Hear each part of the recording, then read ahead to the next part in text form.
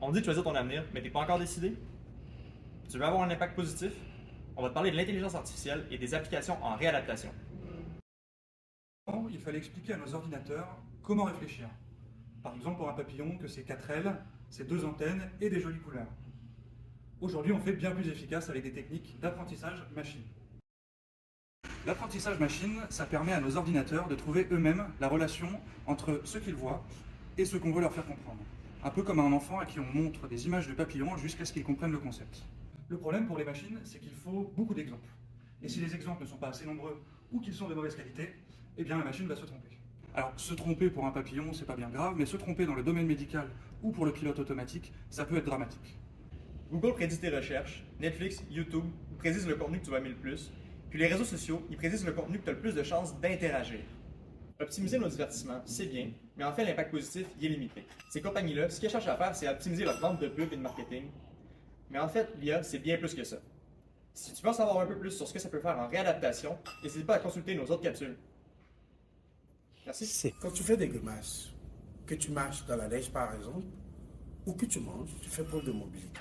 De nombreuses personnes ont des problèmes de mobilité qui sont dus soit au vieillissement comme les personnes âgées ou à une maladie comme l'AVC, ce qui impacte considérablement leur qualité de vie et leur capacité à se déplacer, de même que leur autonomie.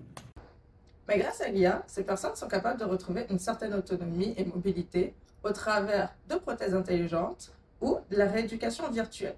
Pour faire plus simple, l'IA, c'est comme un coach ou un entraîneur personnel. Avec la rééducation virtuelle, par exemple, ces personnes sont capables d'effectuer leurs courses dans un environnement virtuel avec des mouvements spécifiques. Demain, l'IA pourra jouer un rôle encore plus important pour ces personnes, notamment au travers de l'interface cerveau-machine. Ils pourraient possiblement contrôler leur exosquelette avec seulement leurs pensées pour effectuer des mouvements. Si ça t'intéresse plus, forme-toi sur tout ce qui est IA et réadaptation. Au quotidien, tu peux parler avec ta famille, avec tes amis, comme tu veux et quand tu veux, mais ce n'est pas le cas de certaines personnes. Certaines personnes sont atteintes d'un trouble de la communication. Ça peut être des adultes avec un trouble neurologique, suite à un AVC par exemple, ou des enfants avec un trouble développemental, par exemple des troubles du spectre de l'autisme.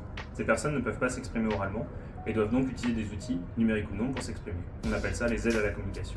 Le principe est simple, avec un outil, on crée un message et une voix de synthèse va permettre de l'oraliser. Je m'appelle Mathieu. Ces outils utilisent déjà l'intelligence artificielle. Elle peut par exemple permettre d'accélérer la saisie en utilisant des prédictions de mots.